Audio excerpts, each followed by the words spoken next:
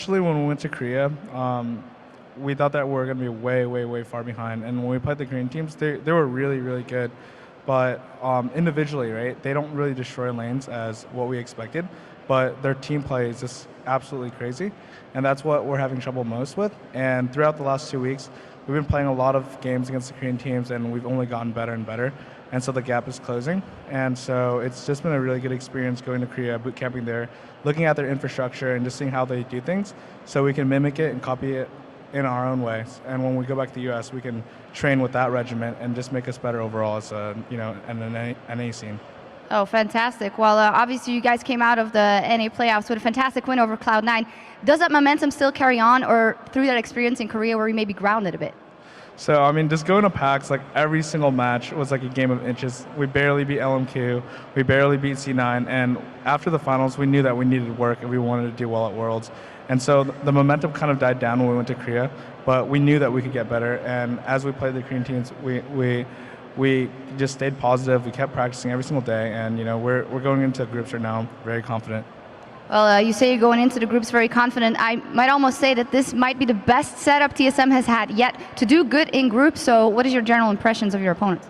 So, I mean, overall, like you said, every single Worlds thus far for TSM, I feel like this Worlds is our best chance of going far and even maybe like going to the finals and winning it.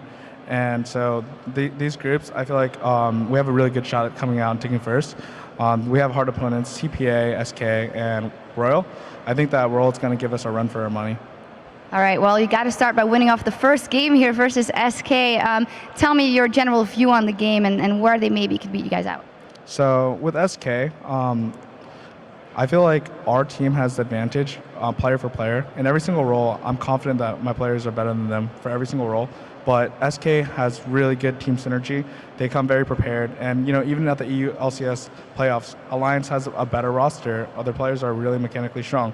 But SK showed up. Their strategy was really good. They have good level ones. They come in with a solid plan, and they were able to carry that out. And they barely lost Alliance. So when we're playing these matches, we're coming in fully prepared as well.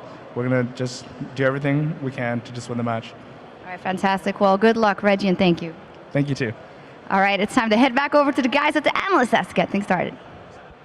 Thank you very much, Sharks, and great hearing from Reggie. We are about to kick off our next game, a good old-fashioned fight between North America and European LCS regions. It's Team Solo Mid taking on SK Gaming. TSM have the honor of being the only team to play in all 4 World Championships, but this year they also have the distinction to be the first team to break Cloud9's hold on the North American League, defeating them at the playoffs to take the Summer Championship and that #1 seed. It took a full year of roster swaps, adding support staff, and also really scraping through those playoffs. But it worked, and TSM have the highest seed. Crumbs, your opinion? Going into the playoffs for NA, TSM, the one that we saw there, it was completely different from the one we saw in the entire summer split. Like, they added Lustboy at last resort. Everybody thought it was a really risky move, and it worked out for them. They've shown that they can adapt really quickly and just become better when they really have to. They've been doing this for a while now, and they showed up at the playoffs in the LCS studio, and they did it again at PAX. And every game that they played, they've shown that they're becoming a better team. Now, when they're going to Korea and boot camp and they say that they've become a better team every time, screaming versus Koreans, their infrastructure becomes better, their whole team synergy becomes better. I believe it fully. So going into this, I'm really curious to see and just try to kind of compare what they're doing here to what we saw perhaps from Samson White last game. Yeah, Lustboy has really taken a good fit into this team as well. I mean, I casted him for a long time in Korea, and his vision control has brought a lot. But as they've kind of changed out the players, like Crumbs is talking about here, we have to also mention the infrastructure developments that they've had. I mean, if we're realistic, the picks and bans at the beginning of the season for TSM were often a disaster. But since the addition of Loco Doco, they've really improved strategically, and a lot of it is due to his game knowledge and the knowledge he brings in from a Korean team. He understands some of these coaching methods that were taught to him when he was a pro player in Korea. And I think he brings a lot and adds a lot of value. Yeah, just in addition to that, just day-to-day life, having Locodoco being bilingual definitely will help. I mean, we play with a Korean in our house as well, and there is language barriers and culture barriers. For example, like we had to explain Helios what sarcasm was because he didn't even know. So, but I'm pretty sure Locodoco is well versed in the art of sarcasm already, so he could definitely help them. They made sure Lost Boy was always speaking English and only Korean where needed, and I think that's really good for TSM, and that indicates how well and how quickly they grow as a team. So I'm definitely looking forward to how much they learn from the. A lot of positivity, but I know Freak is a little concerned about some things in TSM. So TSM, it's still a very big test for them. This is a tough group. There's a lot of individually very strong players up against them. I think that they do outmatch SK role for role. Again, what Reggie said, I think that is pretty much true here, that the roster swaps have helped that significantly. But the difficulty is that I think, except for maybe against Royal Club, they're outmatched strategically in this group. I think every other team has better shot calling, especially with the fact that Bjergsen is actually a reluctant shot caller here. He wants to just kind of do what Xiao does, which is be silent and just go 1v1 people and let someone else take over. Amazing talks during the early game, but Bjergsen takes over late, and it breaks his concentration a little bit here, and it's just a bit of uncomfortability for that team. And keeping up against SK Gaming, who's one of the best strategic teams in Europe, which is already a strategically pretty sound region, is a test for TSM. And it's going to be a big test for SK Gaming because they've been made uncomfortable because of the fact they have that roster swap in the jungle, thanks to Sven Skeren's suspension, unfortunately. Before the suspension happened, Monte Cristo, you had touted them to potentially be a top 2 team in this group. They need to adjust, they need to adapt on the fly. How are they going to handle TSM without one of the biggest components of their early game in Sven Skeren?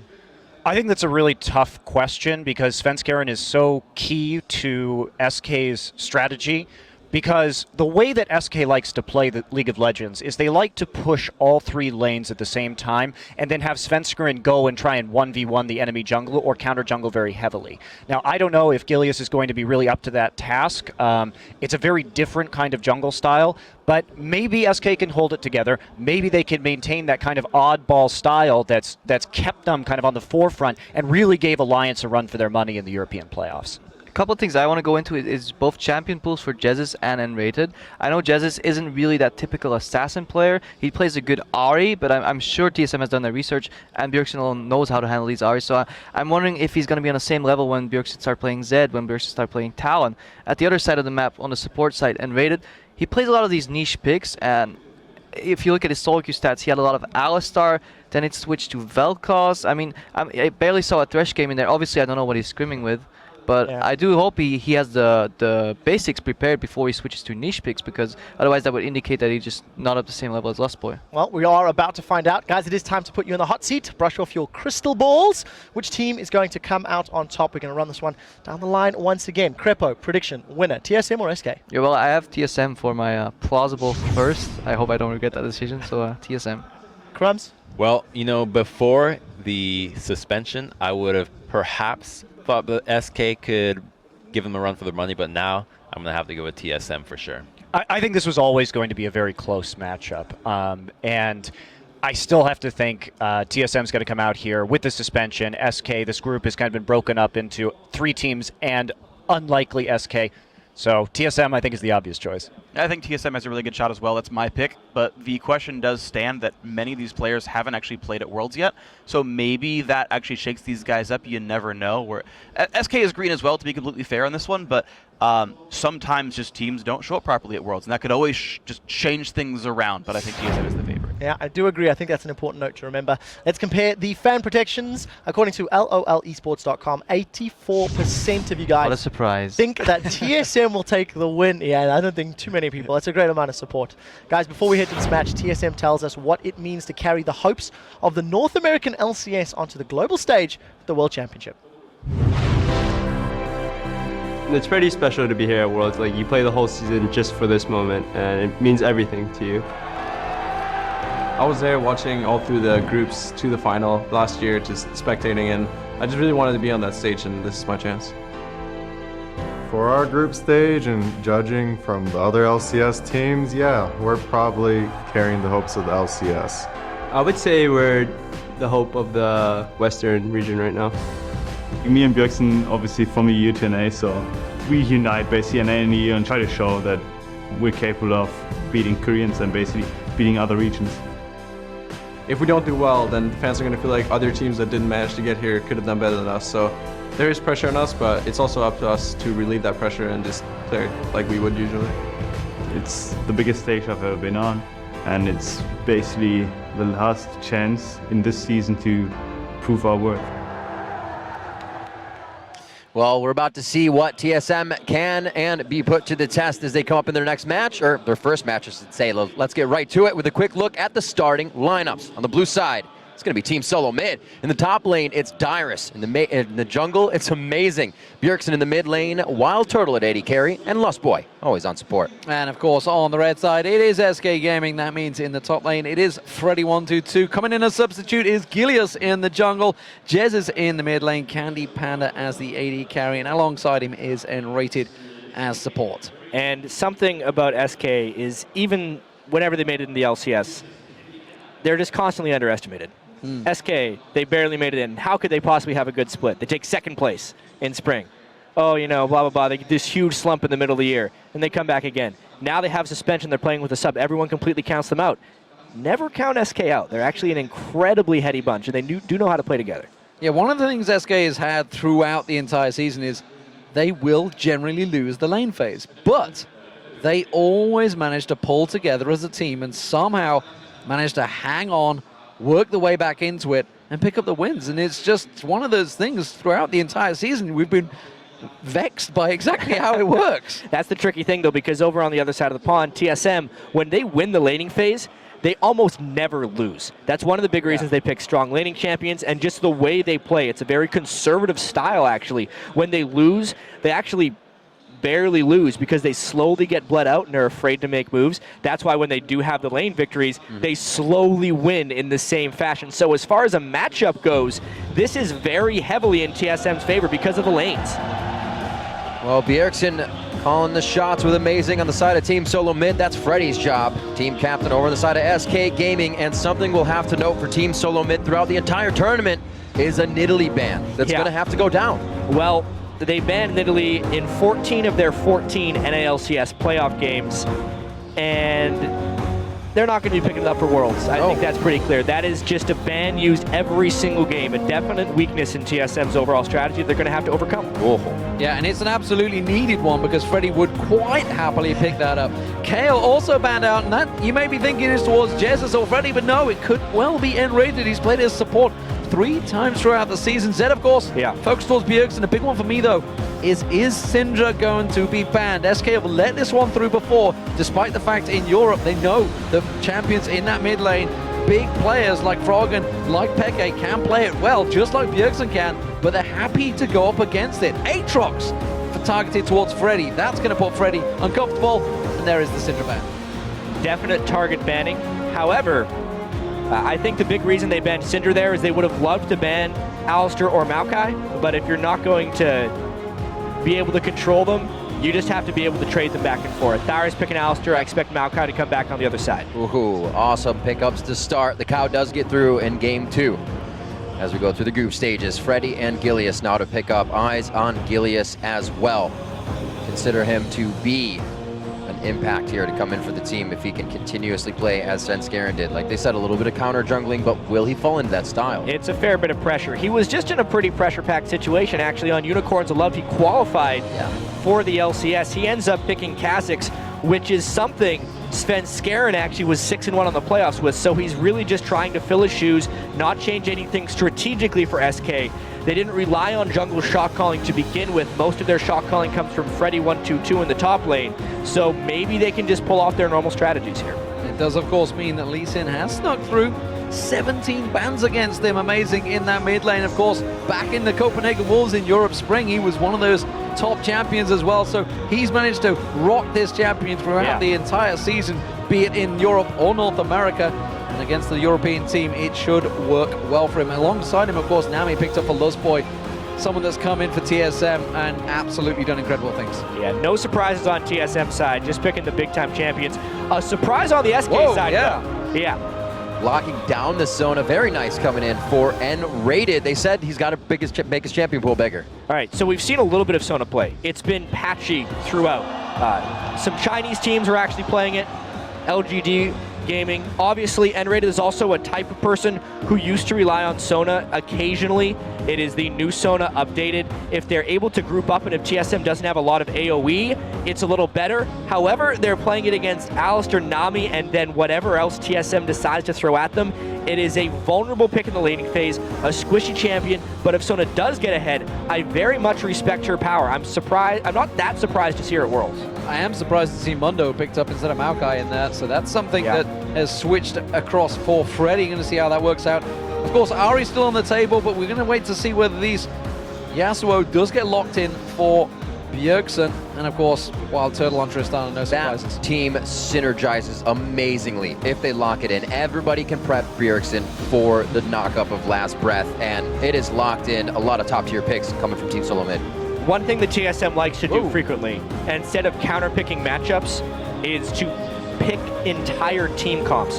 And this is very similar to the Yasuo compositions they ran throughout the regular season when they would go for Yasuo. The only difference is they would run Lulu in the top lane, but they have a monster in there with the cow as well. So every single person on that team can contribute to Yasuo's ultimate, giving Bjergsen every single option he wants as far as which target to go for, and really trying to set him up to carry. Going back to that Mundo, these only been once Freddy has played that the entire summer. So it's definitely a turnaround, and we wondered that with the bans coming in, the Nidalee, the Aatrox targeted towards him. Has that put Freddy in an uncomfortable position? Dyrus up against him. We'll see how it works out for him. It's true, one of the big stories that we need to follow here is whether or not Dyrus can neutralize Freddy and kind of take him off of his game. As a shot-calling top laner, if you're struggling in your own lane, you're not going to be able to make very many good initiation plays. Also, Mundo himself isn't a very good initiator. It will be kind of difficult for SK to find the right type of plays throughout the map. Well, with the match about to get underway, we'd like to turn our attention to Twitter. Tell us who you think will score first blood. Use the hashtags TSMWin or hashtag SKWin. And of course, we'll send your tweets to @LOL Esports. We'll check them out as we get the game underway. Here are the teams, here are the champions. What do we think here? Well, a little bit of sustain in the bot lane is the one thing that I think. Not necessarily a huge lead here for Tristana. If they can land a few big-time bubbles, it will be very interesting to see whether N-rated can stay alive. I think that bottom lane is potentially the weak point. Potentially the weak point of TSM. Wild Turtle has struggled massively in laning phase near the end of the North American season, and he needs to pick it up for Worlds. And here we are, game 2. Coming out of Group B for this one. TSM versus SK Gaming. As we said, Gilius stepping in for Svenskeren throughout this. And we are going to see the game underway. Well, one thing I never thought I'd hear in Taipei there you go. Is the TSM chant. Clearly the home favorites? Perhaps. Yeah. So, who knows? Coming out right away.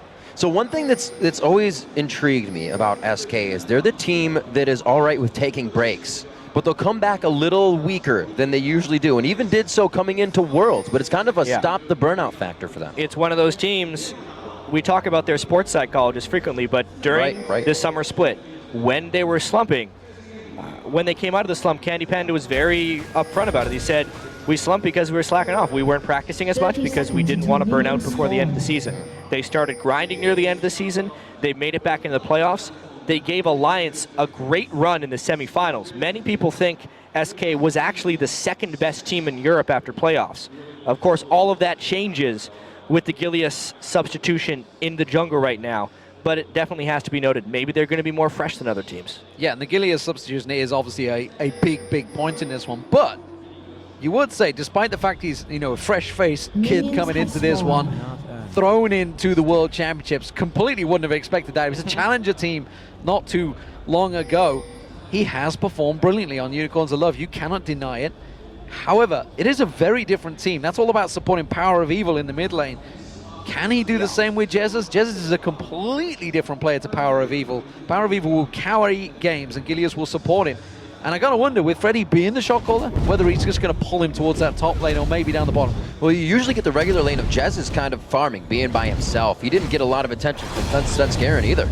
Yeah, hopefully for SK, they have enough confidence to let him make his own decisions. Because as soon as you start bossing a jungler around, you completely neutralize them as a player.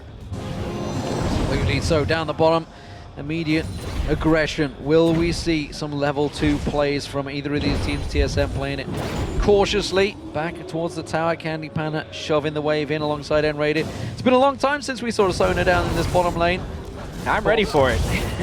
I was watching a whole bunch of LGD games, and their support would often pair it with Graves, and they had a lot of success in the laning phase. The damage output, when they get both people in that new Q snuggle zone, they can get a whole bunch of damage when they decide to go for a trade. Giving out all the hugs to start off the game.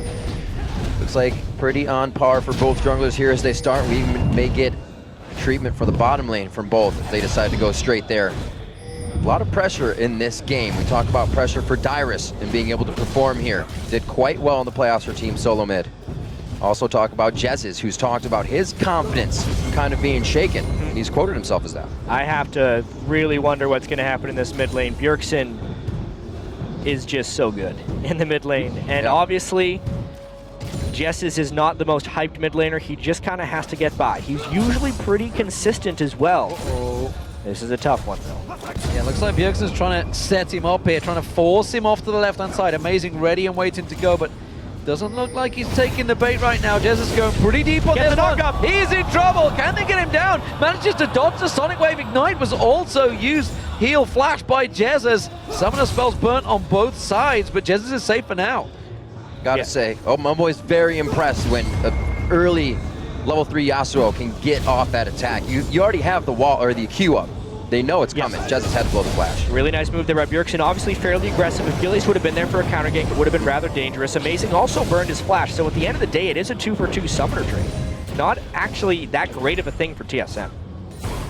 Bottom lane still quite back and forth. More pressure in the mid lane. Jez is going to get a bit of attention from Gilius. So it's going to be different for them, but he is still going to play it safe and not show that Gilius is there. Good control by them. This is tricky, I feel. Bjergsen well aware of the fact that if Jez is being that aggressive, that far up the lane, he knows there is Gilius waiting in the wings just off the side there. He calls in the reinforcements. Amazing waiting there.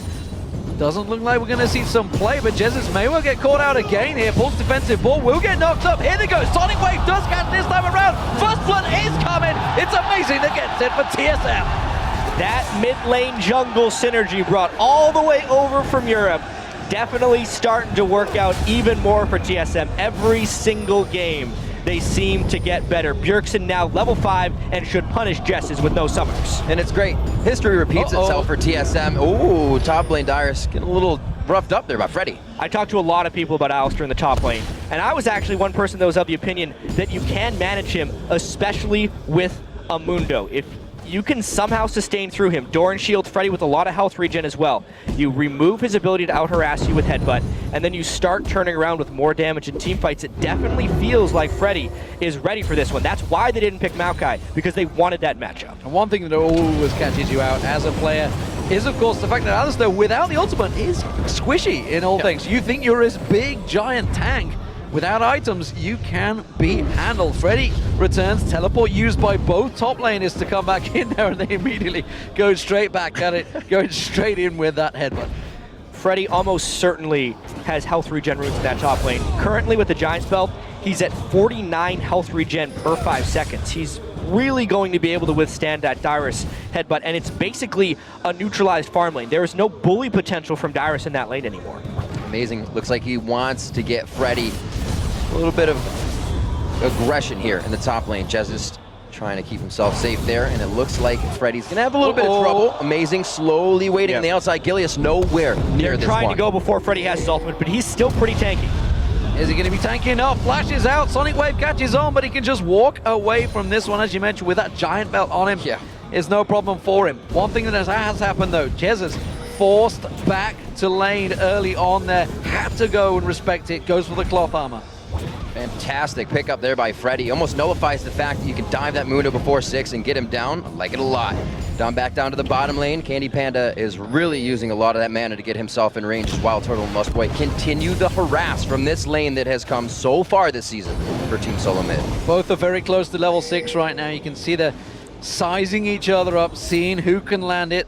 Will it be the wave? Will it be the crescendo that starts things off? Of course, Dragon could easily follow. This is the right time. The junglers are up in the top half of the jungle, so it's both a straight-up duel between these two. And Radiant taking some damage. It's TSM that you would feel are in the stronger position right now, but that crescendo in the right point can be critical. They still have Wild Turtle on Trist. If they can get him out of the laning phase unscathed, it's a huge boon for TSM. Even when he was getting beaten in laning phase, he was still having good team fights with Trist, and they're going even actually down bottom. Gilius back to the mid lane, just for a cross, making sure Amazing isn't trying to make a return pass, but it looks like TSM is happy with that first kill they got here. It's going to definitely give them a spike if they go for that first fight, but they're going to have to be careful. It is a great fight team coming from SK.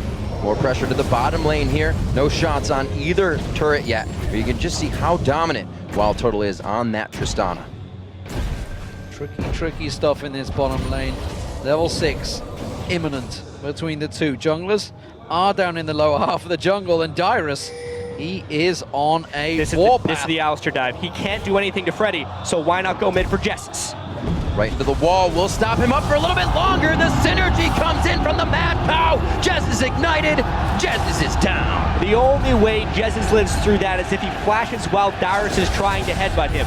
He does not, he gets displaced. Bjergsen ults on top. It is a systematic, well-executed gank by TSM. And the blue also being stolen away by Amazing. He took his own, now he's going to take theirs, and that's a big problem for Jesus. He needed to get hold of that. He needs to try to keep up with Bjergsen. You can see the CS difference is starting to become huge between them, and he knew that coming into this game that Bjergsen versus Jesus was going to be a critical point. And now we're going to get a 3v2 dive on bottom. It's in a ward though. Gilius will try and counter gank this one, but Amazing goes it. Oh, not quite going to land it. Can he panic? Gilius tries to react, comes across, catches the crescendo on Amazing, and that is the first kill for SK. That was right on the point, the edge of the crescendo, but N-Rated landed it. What a spectacular shot right there by N-Rated. Doesn't even have to burn flash. Definitely well practiced on Sona. That's exactly what SK needed to just stay survived in this game. Gilius has been completely outmatched by Amazing up until that point where the ward of the bottom lane and the crescendo of the bottom lane is able to help him out against the enemy jungler. Another Giant's belt coming in for Freddy here. Looks like he's got to keep his pants up a little bit more. This lane definitely going to be a long fight lane if it goes down to it. We see the Triforce already coming out here for Dyrus. Things getting crazy up there. Yeah, and I wonder if that Amazing play would have pulled off. That would have been a Dragon from TSM, I feel, but it's definitely put stops on that one. It's delayed it for a while. We talked about SK's weak laning phase. It is very much showing right here. The mid lane, of course, big, strong, dominant force. Wild Turtle on Tristana. If he can get going on that ahead of Illusion, it is a win in lane phase regardless. The top lane, big difference in farm, but Dyrus has already roamed. He's already got himself assist. Everything TSM has used has been towards Bjergsen, and that's really their power point right now. He's got a 2-level advantage onto Jessus. I suppose SK is trying to come back by just building multiples of the same items, double giant spell, triple longsword. At this point, they're still in a little bit of trouble though because Bjergsen is very powerful. Could be difficult. However, if Amazing continues to make aggressive plays, it will give them small windows to come back. Will he check the brush? Possibly not, but another ward goes down. They're pre-warding these to make sure they have consistent vision throughout the jungle. Gilius spotted out by that ward of TSM. There's the Cullen being used. Wild Turtle healed straight up by Lustboy. No problems there. Double buff still on Gandhi Panda, remember, from that earlier gank by Amazing. That's about to wear off. Gilius, a little bit of counter jungling here, but Amazing. He's creeping around the back of Jesus, but he's spotted.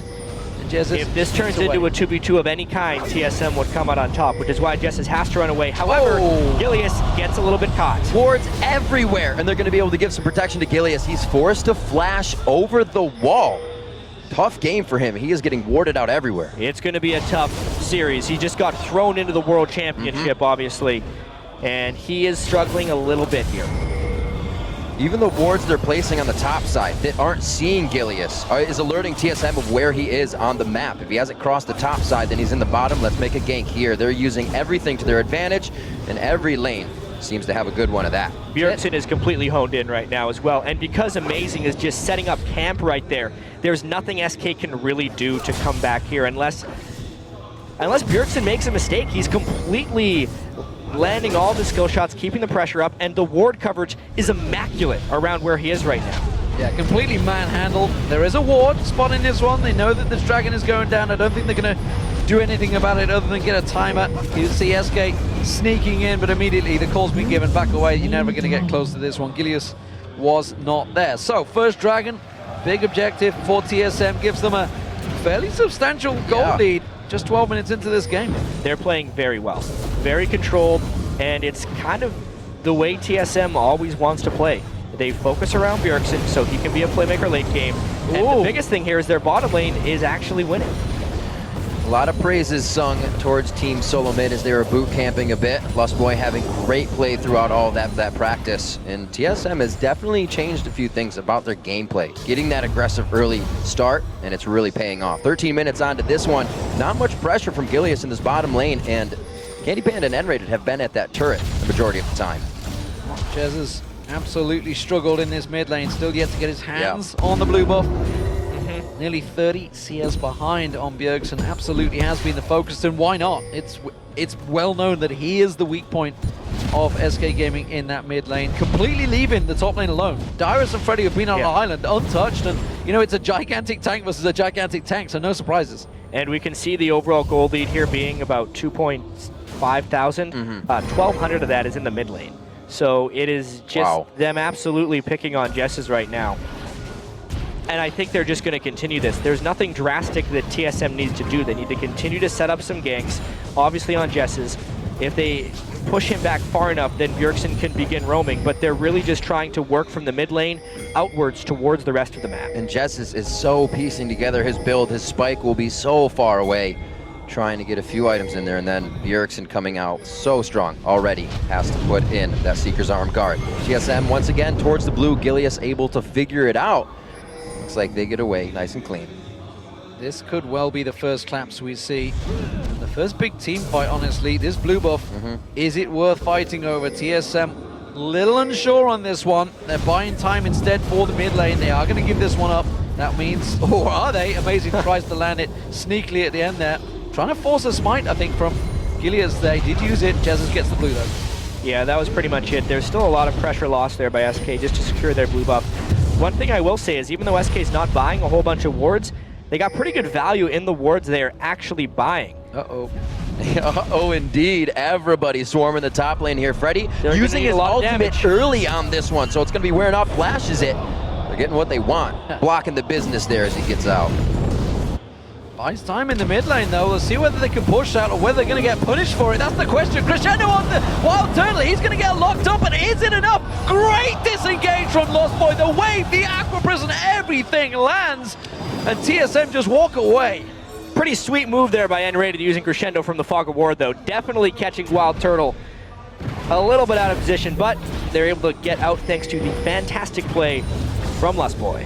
As we said, getting those praises sung, and he's showing it here on the stage as well, keeping consistent play up. That gold lead isn't getting much farther away, so SK has been able to stave off the advantage TSM has now, but Amazing is getting everything. Bjergsen's not needing blue buffs. He is getting big. Level 10 to Gilius' 9, still getting warded out in his jungle. TSM on a good path right now. One thing that has actually worked well for Jez is the fact that he's built into this. You just saw there, while he did get a little bit of damage on him from Bjergsen, it didn't do as much this time. He's got them Seeker's Arms guard. It has delayed his build. You can see he hasn't got that Athenes yet, but he's built correctly. Hasn't managed to stick to his path, built against what he needs. And it is going to be a simple game of delaying for SK Gaming, honestly. They need to get a lot of items on Jesus, but the fact is Bjergsen is going to have those 2 critical items before he gets there. And I feel like Freddy is just hoping he has enough armor to withstand a late game Wild Turtle. As far as TSM goes, especially with the Trinity Force Alistair, they are a full attack damage team. So armor stacking actually will work very well against them if they can get to reasonable levels of gold difference. At the moment, TSM is still outpacing them a little too quickly, but if this was an even gold game late and SK itemized appropriately with a lot of armor, they would actually have an item edge in that sense because their defensive items would be much more efficient. Such a spike right now coming in for Team Solo Mid. Gilius gets hit up. That's just the Shiv and the Q. A little bit of pain being delivered there. That can also come from Wild Turtle. These guys far and ahead on items, a minute on Dragon, and they're going to look to pressure that quite nicely. Forced to back off. Gilius heads back to the jungle. Looks like he's cleaning up what he can. Still warded out on the top side. They are not making it easy for the newcomer. I can't tell whether that was gutsy reactions from Gilius to not flash there or simple shock. It was just like, I've just lost half my hit points, guys. I don't know what happened. He had Orianna right behind him, so Yeah, obviously Bjergsen was just being a little bit safe. It was still real scary, though. Sightstone on Lee Sin very early as well. Lizard Elder, for a second I thought it was a Sightstone Kha'Zix, but no, that's just a normal build for me. Gilius can't get next to a brush without getting hit. Jezz Bjergsen getting his own ultimate in. Oh, the Sonic Wave doesn't quite hit, but the safeguard comes in. Whoa. He cleans it up with the last Q. What a slick move there by TSM. I thought they were leaving him a little bit extra alive, knowing he'd still have a shockwave to suck him back in. Amazing, making it out just in the nick of time, barely taking any damage. Oh, Crescendo does not land this time around, and that's the Aqua Prison followed by the bubble. Brilliant play, but then Raiden gets away. Wild Turtle not going to get turned around. Candy Panda wants to pursue, but Amazing's coming in around the side. Candy gets back up towards him, comes around the backside and ready. Sonic Wave doesn't land. No reactions. Bjergsen comes in. Dyrus teleports in. They are TSM, so dead. 5-man pylon in the bottom. SK Gaming in all sorts of trouble. Freddy comes down to join the party, but he's simply just another death for TSM. That's a double for Wild Turtle. 3 for 0. Fantastic play by TSM. Sometimes when you're under a turret, you just have to give up. At that point, the teleport was completely wasted. TSM had a monstrous advantage. There was no escape, and SK just makes matters worse. Wow! Gilius going down. Jezz is in the wrong place at the wrong time, and the cow comes in to give him the what for. Picking up the dragon. This train is rolling down the tracks way too quick for SK. Something about TSM games, they play slow, they play slow, and then they explode. Seemingly kills all around the map. Obviously this one was a crazy, crazy fight. The shield surprising Wild Turtle at the last second, getting him low, but the collapse from TSM was just fantastic. Amazing gets in behind them. Almost the fact that he was missing these spells just made matters worse because it delayed the inevitable. Warding to allow Dyrus with the turret dive. Freddy, really bad teleport right there. Did not even have his ultimate, just teleported into dive. A 5-man dive with the damage reduction from an Alistair is easy pickings there for TSM. And honestly, I completely question why on earth they decided to engage Bjergsen back in that mid lane. When Gilius came back in, they already saw the damage he was doing. There's simply not enough ability power for Jezz to put that shield on and return the damage back to Bjergsen. Simple, easy double kill for him. And now, when a Yasuo is at 4-0-2, you have big problems. And Bjergsen as well, giving the shot caller lead in the game. Top lane indeed, trying to lock down once more onto Freddy. He should be all right on this one, backing off. Like you said, Jat, sometimes you gotta leave that turret. This turned into a stomp very quickly. 9,000 gold at 20 minutes. They took advantage of Gilius.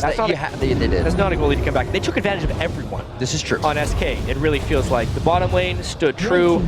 Freddy, he was trying to pull a stalemate lane, but he could not control Dyrus's roam. And every member of TSM has contributed. No one more than Bjergsen though. Good lord, Freddy in trouble. He's going down. Flash is out, but that's not going to be enough. You cannot survive the damage that Bjergsen has. And that's with Iranian Zome and Giant Spell and a Chain Vest. He still gets shredded. Dyrus turning up towards Candy Panda. 2v1. Has he got the damage? I think Candy Panda must have gone deep on towards the tower to have this much damage. He's got that Triforce move speed. He's still going. There's so much that the other team can do with this. Dyrus is holding Candy Panda and Raiden hostage right now as TSM runs amok on the map. Oh, Gilius going down. Wild Turtle finds himself a target. Dyrus bullies out Tooth. Both Candy Panda and Raiden. Middle lane is wide open. It's only Jesus that's holding ground, and Bjergsen fancies it. Maybe he's going to sniff for it. No, early Baron. Why not? Why not? Everything's going on for them. 10,000 gold lead. They built a Bloodthirster on Yasuo, which we've seen from a few players actually. I'll let the analyst desk cover that one because I want them to talk about Bloodthirster on Yasuo. More lifesteal, a little bit of a shield, less solo potential, but this is just TSM turning scrim results into absolute domination. That's a really good way to put it. They're at the playoffs. Reginald said, play it like a scrim. Let's just see this one more time. Yeah, Gilius, what the hell was he thinking? you made a big mistake right there. Wild Turtle is really strong. Did he even evolve? That's just forcing yourself to make tilt plays. play. I mean, that's a Kha'Zix that has evolved his spikes and his leap, trying to solo and isolate a target. Maybe if he maxed an evolved Q. maybe then he could take down Wild Turtle. If not, he has no chance. And it's going to get harder and harder. 3 static shifts across the board. Every lane is going to be pushing at max speed right now. And TSM is not going to be stopping. SK finally putting everything back into the middle. Freddy still loves to go for the 1-4, so he's going to try and keep Dyrus at bay. But it's only going to be too long. It's not going to be too long before TSM's right in the base. Could we legitimately be seeing the first time TSM make it out of a group stage at Worlds? They are looking strong here, honestly. Not getting too far ahead. No doubt about it. Well, technically you could argue they were in the quarterfinals at Season 2, but that's because they got a direct seed there. TSM, though, legitimately have come to this World Championships with the best chance they've ever had, and we're hearing absolutely great things about them from scrims. They have 2 games today as well. There's 3 different teams in their group. TPA, they will not play today. Starhorn Royal Club, they will. And they're going to have a lot of momentum after this one because they have put on a spectacular performance here. Just looking for more. They got 3 static shivs. They got a 13,000 gold lead. Make that 13,500. And there's no reason for them to stop here. It's going up. They're definitely going to need the Swiss bank soon on this one. Inhibitor turret's going to be going down. 24 minutes are coming up. And in the game, it could be SK going for broke here. They do deter Team Solo Mid just a little bit. And Freddy calls himself in. Here we go. The fight. Turtle gets hit up. Will he be able to keep it going? Everybody's jumping in and going for broke this time. Gilius gets hit up, thrown down in the box. And they go for Freddy towards the fountain. He's going to go down. They're aced in their base at 23 and a half minutes. And the surrender for Game 2 at Worlds Group Stages comes in from SK. Team Solo Mid takes the game 15-1. What a way to start their journey towards the World Championship. Obviously, they're playing against a wounded SK Gaming that was not together in this one. But they definitely knew how to finish that time. That is the fastest, most decisive game I have probably seen from TSM since they formed this roster for sure. And to do it on the world stage in their first game is spectacular. You gotta think, Bjergsen, we talked about him, is the pressure on him, the shot caller, the man of the moment for TSM, and by God did he perform on Yasuo this early on. From the very get-go, he looked like a man on a mission. I don't even know how to finish this one because the game got out of hand so quickly. We were like 14, 15 minutes in. SK was doing all right, you know. They were just hanging around, thinking maybe Mundo can get to a point, and then it was over. I gotta focus on the point that TSM adapted to that misplay so quickly. Amazing went in, and they didn't do it ever again. They didn't make a wrong call after that. They were in the game, and they were ready to just take the win. Knowing they had the advantage, TSM played as they usually do. Loco Doco coming around, the team says the 6th player of the team, and he's been paying off for him.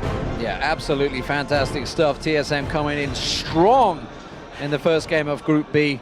The game was so fast. That was a 24-minute game. You don't see games that fast really anymore happen. And sure, SK surrendered, but that's because their Nexus was probably going to die. They'd just been completely aced inside of their base. I would say they've done it to Alliance as well. They've had that against them. 24 minutes, boom, done. Thank you very much. We've had to give up the Ghost. They've done it themselves. They've had some fast games, but we talked about the lane phase. We talked about how SK will start slow, and TSM coming into this one clearly well aware of that fact and putting the pressure points where it was needed. You know, you got to talk about the bottom lane. A lot of questions were on Wild Turtle coming into this game, but with Lustboy alongside him, the safety net is there. And clearly, you know, the harness is strong with that one because there was a lot of big disengages coming out from Lustboy. The bottom lane played good, not great. The reason the Wild Turtle was able to come out 5-0-3 is because Bjergsen played great.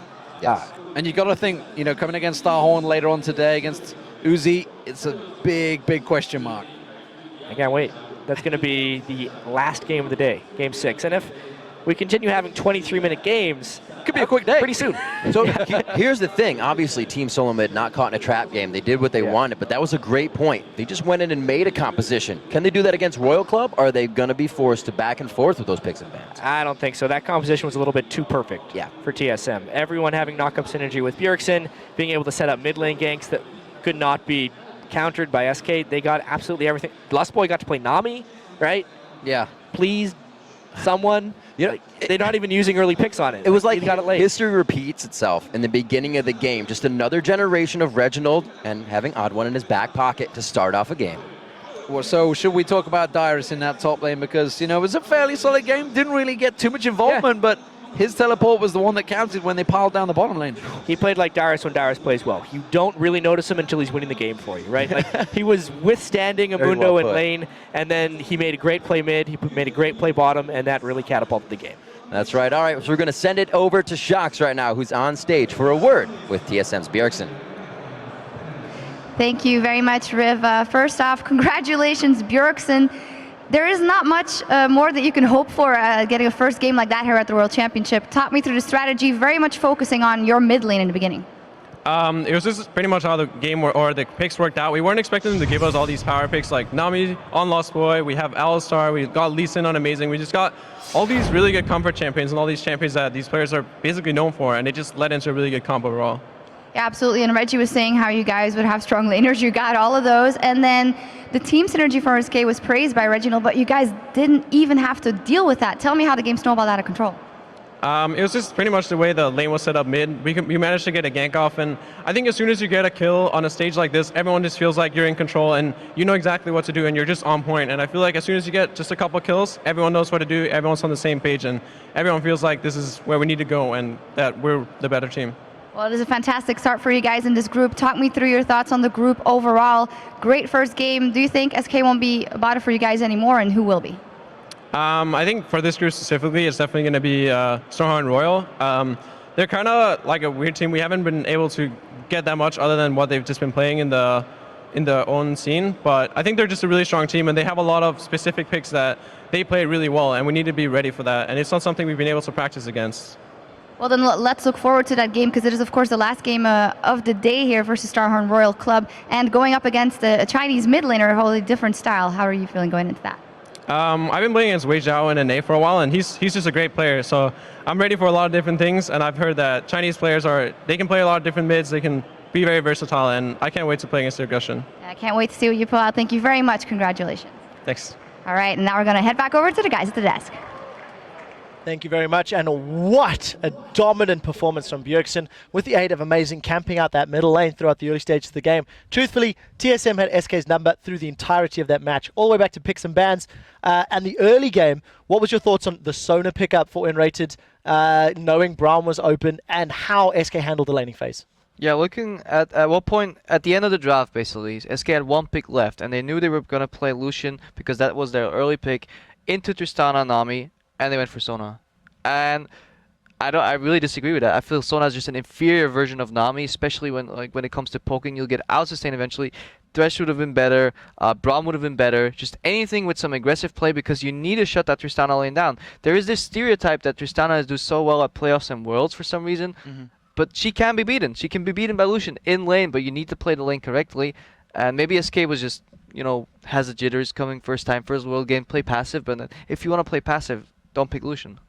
I do want to kind of push against you a little bit on the Sona point. I think Sona is great. Actually, if the lane were normal and not misplayed, I think Sona Lucian would have won that fight, and I think Sona does just fine against Nami. I realize you're the better support player than me, but from what I've seen of League of Legends, I think Sona deserves more respect than you're giving her, but that as it may. I do think, though, the game kind of played out as you expect. TSM have better individual players, Amazing, obviously a better jungler than Gilius. Gilius also not a very aggressive jungler in the first place. I mean, this was a guy who was getting out-jungled in his promotion relegation match against Millennium, and that's a tough mark to beat then when you're up against guys like Insec in your group. Yeah. I think a key point in this game happened to be that there is just no synergy between the mid lane and jungle. Obviously, you're putting in a substitute, and they failed to recognize that the entire team comp of TSM revolves around Yasuo and getting Yasuo far ahead. So Kha'Zix was basically just lounging around mid lane instead of making his own thing happen, try to create pressure elsewhere and force TSM to react. Instead, we saw him just walk behind Jez's the entire time, just be like, okay, I'm waiting for Lee Sin to come around. Where's Lee Sin? Lee Sin never shows up because he's not going to show up in the 1v2 scenario. And he had multiple opportunities to get better objective control when they committed to making dives on Mundo, and it just never happened. Not only that, but to really jungle here at the world level, you have to have a lot of synergy with your team, because the problem really was that Amazing, he had those misplays. He kind of gave up the double buffs when he was trying to make the plays. But what he did really well was that he was playing always on the side of the map with the pressure, right? And Gilius looked a bit lost. He was constantly in the wrong side of the jungle, getting counter-jungled, and it was just kind of a disaster. He had zero presence in that game. What do you mean playing on the side of the map with pressure? Just for the clarification. Yeah, well, when the lanes are pushing up, so let's say you're pushed up into the top and middle side, or you've got a preferable matchup where, for example, in the Dyrus roam coming down after they had pressed up into top, and when they had that